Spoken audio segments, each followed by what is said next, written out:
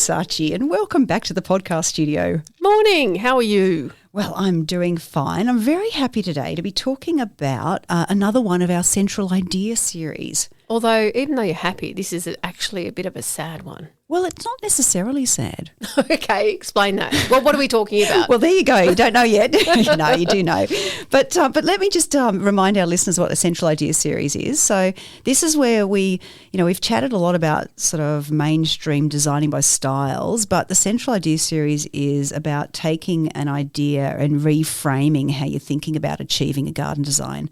So this is where we sort of look at design based on a particular idea, and that defines the whole purpose of what you're trying to achieve. That sounds great. Yeah, so it's really about, because some people have, philosophical drivers or the site, the location itself, like we talked about sense of place. We've talked about things like refuge and sensory night gardens. They're all sort of a theme, a central idea that can create that whole purpose and how you use your garden. And I'm on the edge of my seat. What is this one?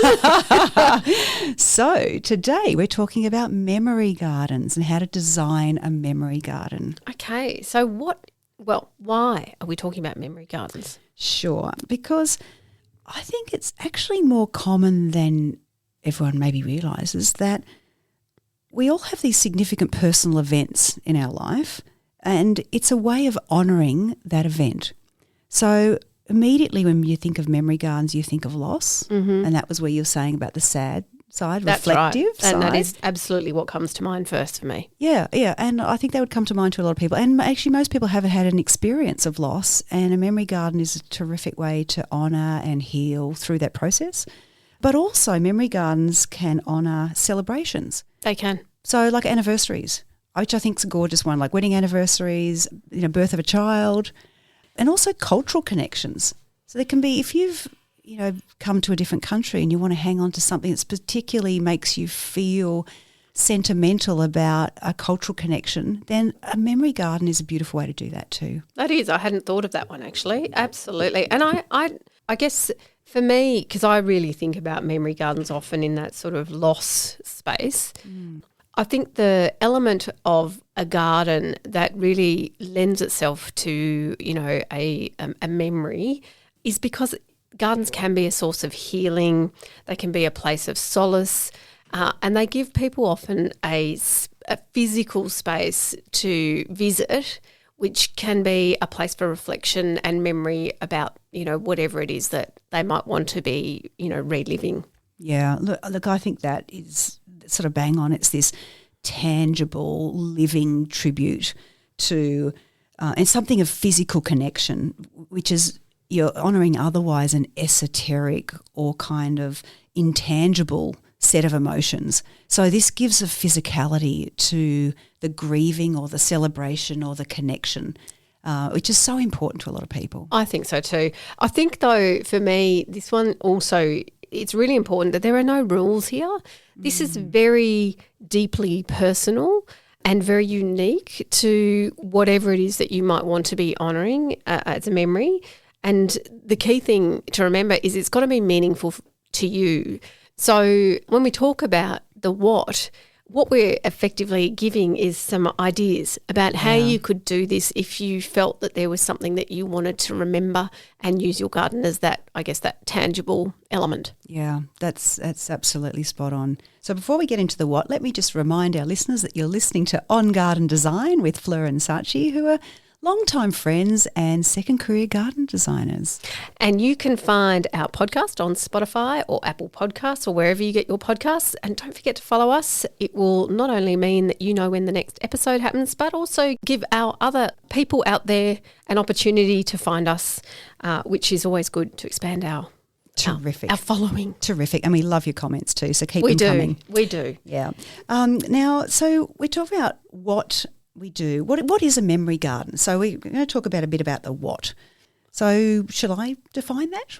Would you like to define that? You can define that. Yeah, well, can I guess what I wanted to say, going back to what I just said before, there are no rules around here. The what can be as simple as a single tree that has a significance of some sort, or as complicated as a really big garden which is designed around, that memory, whatever it might be, people, person, thing, time, place. It will depend on, what space you have available, what your preferences are and what your needs are. Yeah, that's right. I just think it's really is about creating a space. How big that space is entirely in context. Yeah. And it's about the space itself, and this is why it's a central idea. It's entirely framed around reflection, relationship and connection. And in fact, I would sort of say the key elements of the what, it's almost the best that you could strive for is an area or a quiet and private place where you can find peace and solitude. They're almost the criteria, I think, for this kind of a garden. Although perhaps you'd like to have laughter and joy or a place for gathering if that's how you remember that person or thing. When I was sort of thinking about this topic before today, I have often watched it's a UK series and it's called Love Your Garden, and it's by Alan Titmarsh, who's a really well-known UK personality. Personality. Really terrific fellow. And the series is about, it's a kind of a bit of a blitz makeover garden thing, but it's targeted towards people who have been huge community givers and have either suffered a loss or they're going through a really difficult stage in their life, and it's often to do with people close to them. And some of the elements of memory gardens that are created through that series is just fascinating. And it shows, because the team themselves, the team really reach out to family, friends, the wider community to really tailor what is special for that particular garden and those people. And so I think if you really want to know more about this sort of topic, that's a good series to watch. That's a great tip. Absolutely. I think I'll be finding that one on my Netflix or wherever it is at the moment. So let's start talking about how you do this. Yeah. Well, I think you touched on it before when you said it's about choosing the right location. So depending on what you're trying to get out of this space, I think it takes time. You spend some time in the space that you have available around your whole garden or wherever it is you're building, and just sit in different locations and say, how does it feel this time of year? Am I sitting in a wind tunnel? Is this just an unpleasant place to be? Is this view the view that I really want? Do I feel safe and wrapped in this part of the garden? Is it refuge? Are there bird song? Is there something that's particularly resonating with you in a certain part of your garden? Because that's the part to start with. And I'd actually add to that as well. So if you have you perhaps want to honour the memory of loss of someone or something, and they had a particular association with, say, roses. They always had roses at home, or they always smelt of tea rose perfume, and you want to evoke that feeling to help you with the associations. You might want to actually find a part of your garden where you can grow roses, and it's not a dark, shady spot. It's actually something that's going to nurture the element that you want to capture of that person as well. So you really need to be thinking about what it is that you want there that you might associate with that person, as well as it being a place that you want to go. Yeah, that's great, because you've got to be able to identify what are the triggers? What are the triggers that are good triggers? So, is there certain memorabilia, is there features, are there the plants or sensory stimulus that personifies and animates that memory? That's right. Because the whole point of this is creating a tangible space for an intangible emotion. And if we just give a couple of examples about that. So as I said, is it a particular flower? Is it colours that remind you of that person? Is it flavours that remind you of that person? Or did they have a particular affinity with, say, bird watching? And so you want to attract birds into that area because that's something you might have reminded them. Is their favourite season autumn? Do you really want to cater for a changing autumn, garden there? Did they enjoy water? Do you want a water feature? So really thinking about what are the things, the connections with that person, they're going to help you evoke some of those memories that you want to capture. Yeah. And, it might not necessarily be a person. It may not. That's right. And often some of the memory gardens I've seen that were just beautifully done were in honour of pets, for example. And I remember there was one in New Zealand at Flaxmere, I think it is. Was it Frensham? Oh, gosh. Anyway, it was a series of stepping pavers that led to the back end of the garden, and in each stepping paver was inscribed the name of a family dog. And so this was obviously years and years and years of family dogs, but the dogs was such a part of the garden, such a part of the family, that this was a way to honour those pets. And it was sentimental, but it was beautiful. Like you sort of felt a connection when you're at this point of the garden. You can sort of imagine that those dogs then just live forever. Yeah, and they're honoured. They're honoured in their garden. And in fact, I've also seen something like that similarly done, but for events. So remembering is what the word I wanted.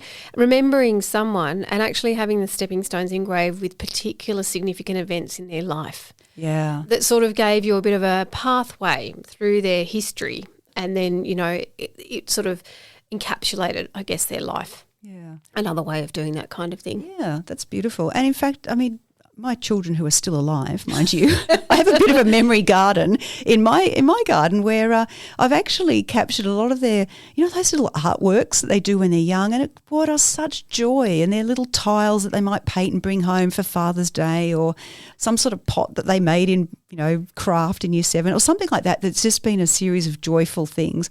And this part of the garden just has a lot of that stuff in it. And to me, it's just a happy place. It just remembers the happy days before they became teenagers. And that's a time you want to capture, isn't it? So in effect, that's a memory garden too. It is. Yeah? It is. And it's a joyful memory garden. Yeah, and I think that sort of what we're getting at is, it can be plants, it can be the place, it can be the things that you might have in it.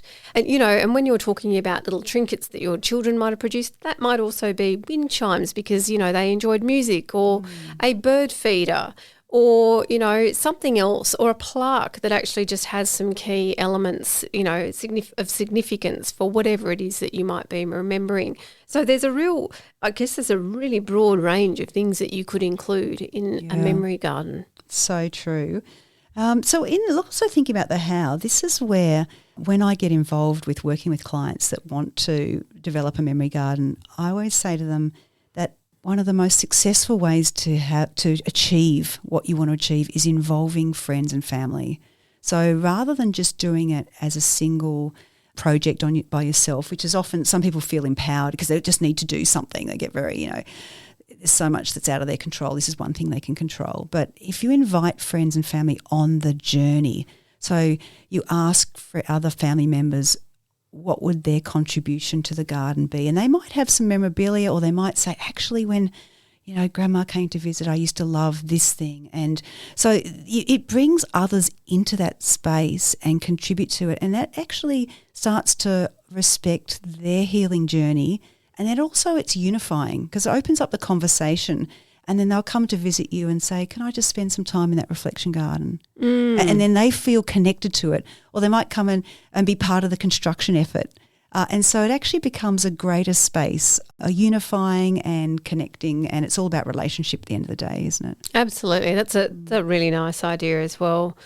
I guess one of the things I was also keen to reflect on was also that plants can have they have meanings in themselves. Yeah. And so this might be something that people want to think about as well when they're creating these kind of spaces. So, researching what plants might signify, roses are often, attached to the association of love and, sweethearts and that kind of thing. Yellow tulips actually are for friendship. Red poppies represent eternal sleep. Forget-me-nots and rosemary are remembrance. That's yes. right. An oak tree actually embodies strength. Yeah. So there are all of these different, understandings within society and communities about what different plants represent. And maybe you want to use some of those also in your memory garden to help evoke different feelings that you had around that person. Yeah, and that's a good thing to think about with your cultural connections, because in different cultures, different elements come out. Absolutely. So in the Quran and other, religious books of significance, there's often reference to certain plants that are really special.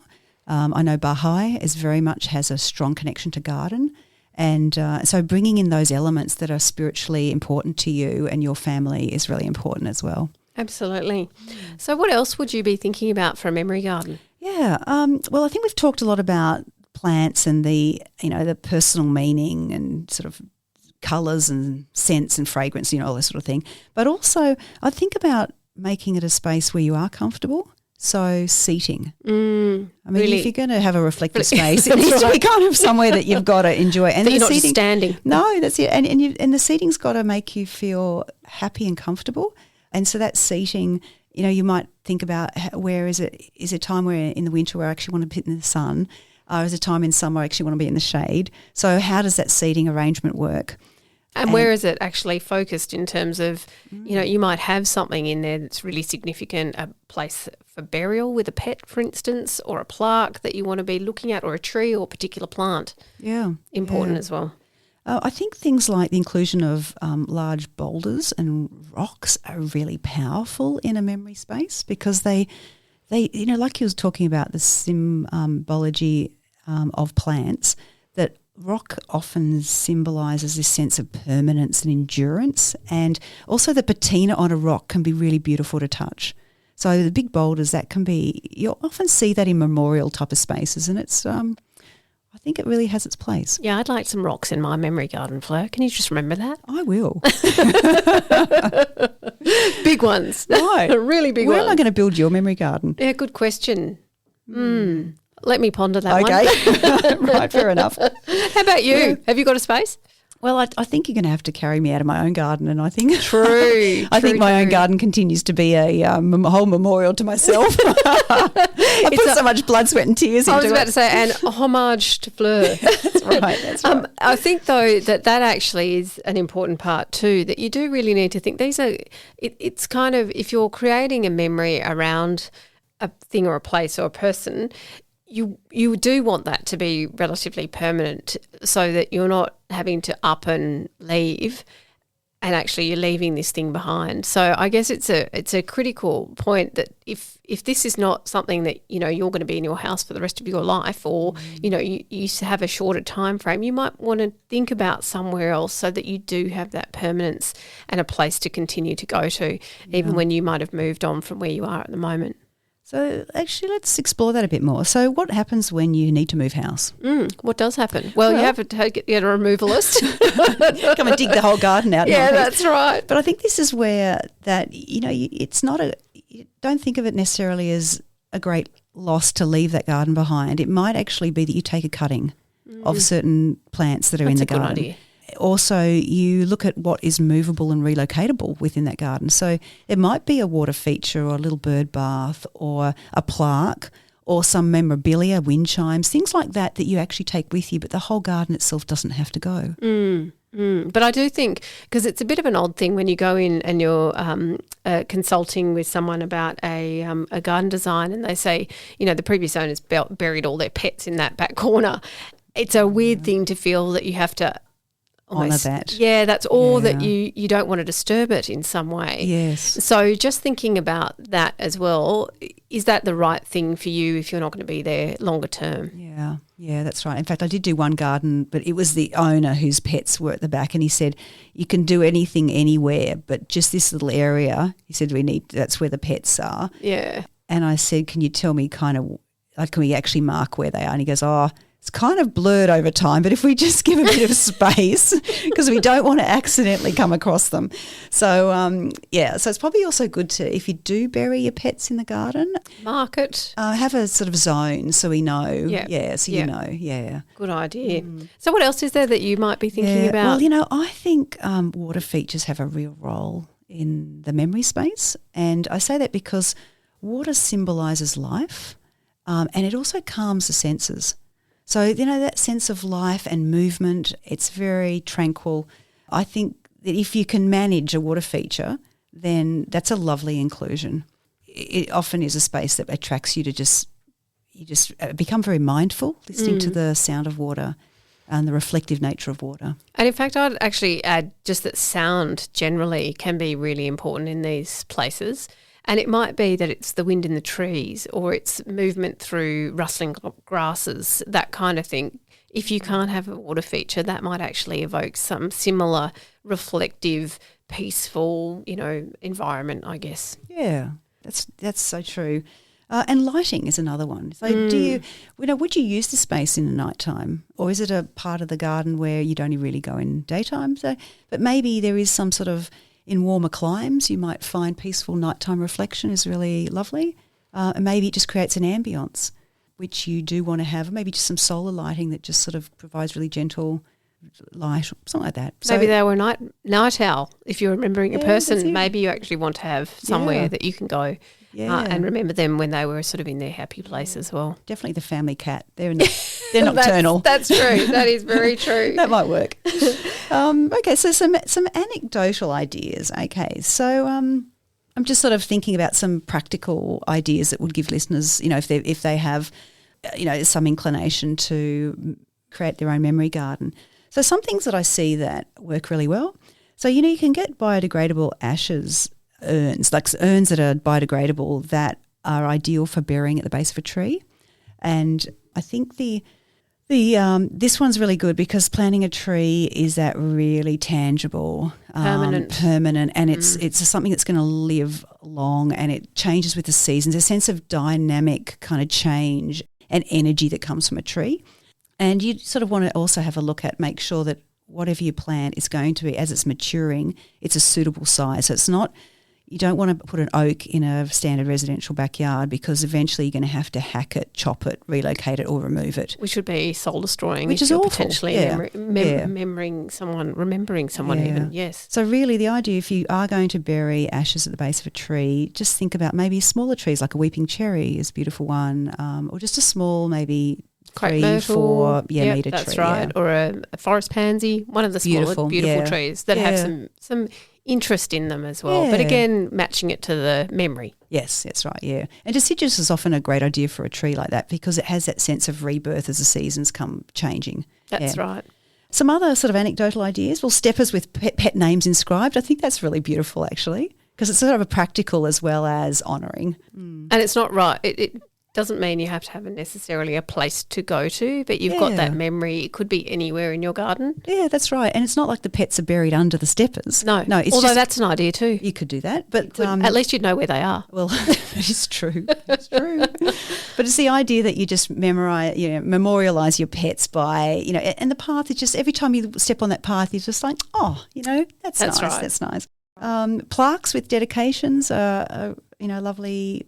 It might just be something subtle that you just look at and think, that I built that bird bath set up for my 30th year, 30th wedding anniversary or something like that. That's right. Or even that bench, Yeah. This is somewhere that, we used to sit together or enjoy whatever the view or whatever it might be. Actually, my pop has a bench at Clareville in suburbs of Sydney that's been dedicated to him. It was dedicated to him before he died, actually.